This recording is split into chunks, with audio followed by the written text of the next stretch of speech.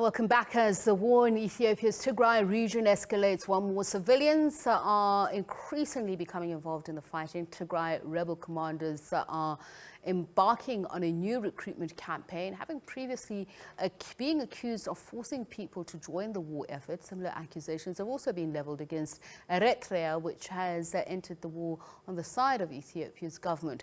The Tigray army has called on every able-bodied person to join the fight. The rallying call follows 23 months of violence that has seen renewed attacks on Tigrayan region by both Ethiopian federal forces and neighboring Eritrea.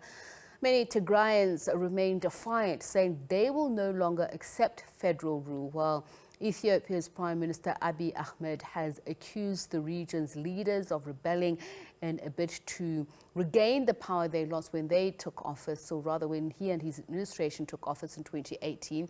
The latest surge in violence started in late August after the collapse of a 5-month-long humanitarian truce. The Tigray People's Liberation Front says people from all walks of life, including women and young people, are answering the call to join the army. All those who have received military training say they are ready to fight.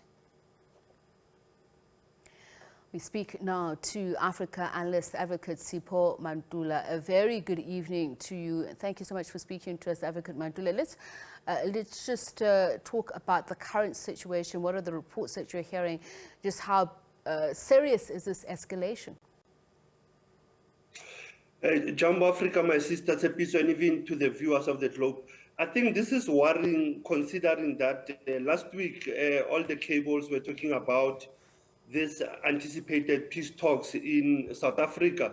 But when you look back against this episode, next month will be marking 3rd year since the eruption of this conflict in the northern part of Ethiopia. And if one look at the basis of this conflicts, they are still around the role of Eritrea, which has been, one can say, silently working behind the scenes and also infiltrating the security system of Ethiopia. And that's something that we should be worried, despite that we know that Abiy Ahmed was able to mend relations with Eritrea, Djibouti at some point. But if we look at the current challenges, I think the AU's silence and the failed peace talks are now also exacerbating TPLF not to be cooperating as well to these talks, because they might maybe pull out, because these current challenges that we are seeing since Monday, they've already derailed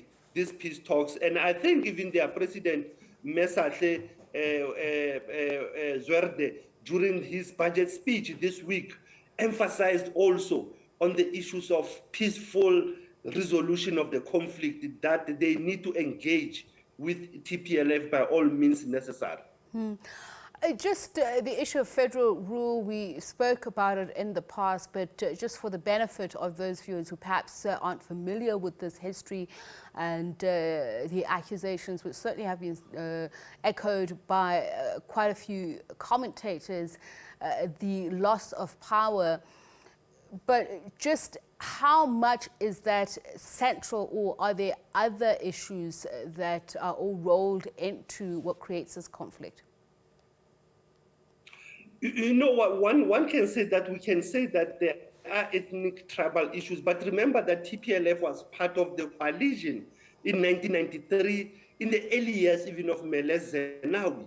But if one looks at the issues around the unity project, the issues of development in Ethiopia, Abiy Ahmed coming into power in 2018 saw that vision of uniting Ethiopians from all provinces. Remember, this is a multi-ethnic country with many languages, with many cultures. But if one looks at the critical issue, it is not only the issue of TPLF having lost power in the coalition, but also is their non-activeness, that they were not able to participate in the elections last year. Remember that there were elections which TPLF did not want to be part of. And that's where it has exacerbated, even for them to want to form a self-government or their own province. That is also problematic in the politics of Addis Ababa. And that's where the role of the federal government, looking at Addis Ababa, looking at different regions from the Amara region, from the Afara regions, but also in the Oromia region. But the Tigray has been one of the challenges, even more so as I've raised the issue of Eritrea, the neighboring country, being involved in this conflict. It makes matters worse. My rights, my land. This is what some of those who are saying they're willing to give up their freedom to go into war are saying. And just this right of self-expression and self-determination, how many in the region of Tigray share this? As in, is it a popular sentiment? You know, one can say that, but I don't think so, because we are talking of only 6 million population here, and Tigray, it is just a fraction of the Amara and the Omoro. And also, if one looks at the issues of ethnic tribalism and the issues of war, I don't think Ethiopia needs war. And even the Horn of Africa, looking at that, most of those countries, from your Somalia, from your Mogadishu, from your Sudan, they've been having the pains and the pangs of war for many years. And it is important for them not to engage on that level, because remember that it is important to can recall that the AU in 2020 spoke about silencing of guns. But I don't think the silencing of guns should only apply to other African countries and leave the HQ of African Union, where there've been this gun sound going on in various villages. So it is important, if one looks at that, there is no need for people to go towards Sister Sepi. So looking at the development challenges that are facing the Horn of Africa, as well as Ethiopia as a country. So AU-backed talks expected to start here in South Africa. We've had our own lessons in terms of trying to broker peace in long-running conflicts. Burundi, the Democratic Republic of Congo, the people of the Sahara, we've supported that cause as well. And in fact, the president expected here in South Africa next week. So how are we going to position as a springboard into this conflict? Very dug-in heels, hard, fast-held views on the conflict. What is South Africa's best first salvo? You know, Sepiso, I will say to you, yes, indeed, we are honored and privileged to be hosting these talks, because we have never, I mean, this is not for the first time, but I think for us it's the understanding of the conflict, the understanding of the history of this conflict is very key.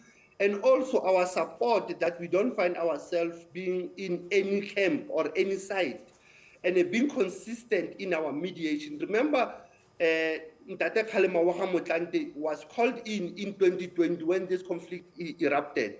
But now, as we are having new mediators that have been mentioned, what is important, it is for us to understand this conflict, and for the parties that are being called upon to can respect the time frame. So the role of South Africa, yes, we can be able to bring our processes of CODESA 1, CODESA 2, Kempton Park talks, but what is important is the dynamics of the 21st century, dynamics that are facing Eritrea, Ethiopia, as well as part of the people who are in this conflict. So one will assume that the role of South Africa will be not to just offer the venue, but to offer intellectual direction, also offer what we can call conflict resolution, mediation processes, transitional justice systems. What do you do with the victims or the survivors of this conflict? How do you even repair the damages that have happened for the past 2 years in the northern part? So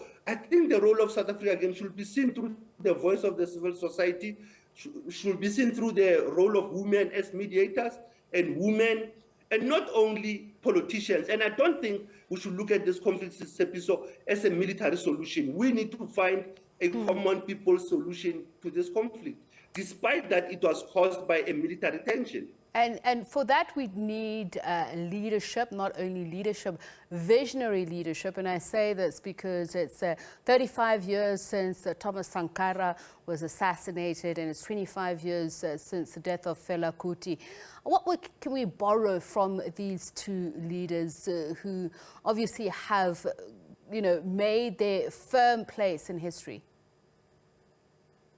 Indeed, when you think of Saturday being the 15th of October, we both look at the legacy of Thomas Sankara, 35 years since his assassination. We see in his own homeland that military coups have become a ritual now, have become the norm. But at the same time, the leadership aspect of Sankara is the visionary leadership of putting women at the center of leadership also, is the issue of avoiding opulence and greed. But when you look at 84th birthday of Fela Kuti, Fela Kuti emphasizes as well on the issues of the people and the issues of cultural consciousness. So if you think of Fela Kuti, as he was in his own country, they are going for the elections in Lagos, Abuja. Fela Kuti was against corruption also. So when you think of Lagos, Abuja, the issues of corruption, the issues of natural resources being stolen, those were the issues that this cultural artist was speaking of. But when you look at the legacy of Thomas Sankara, we see it now reaching out in countries like Lesotho now, where they are talking about austerity measures, where they are talking about no longer driving cars of the state, no longer staying in the state house. So one can say maybe the ghost of Sankara and Fela Kuti has revisited some of the African countries, but it is important for us to know that the month of October, it is important when we think of these giants from Ouagadougou to Abuja and Lagos, that both Fela Kuti and Thomas Sankara represent that epitome of leadership. And they were very simple, Sister Sipho. They were not so difficult. They were lovers of culture and music. So that's how the leaders of today must be grounded with the people. And I think both, they were using the common word, imperialism. How do we defeat imperialism? And that's where many African countries are still struggling with the remnants of neo-imperialism, which is capitalism, greediness, and corruption. And that's why these leaders were very vocal around governance. And I think that's a poignant note to leave it on. Thank you very much for your time and insights, Africa specialist and analyst, advocate Sipho Mantula. Right, we're going to leave it there for now. We are back again with more news, so do stay with us. This is SABC News Chat.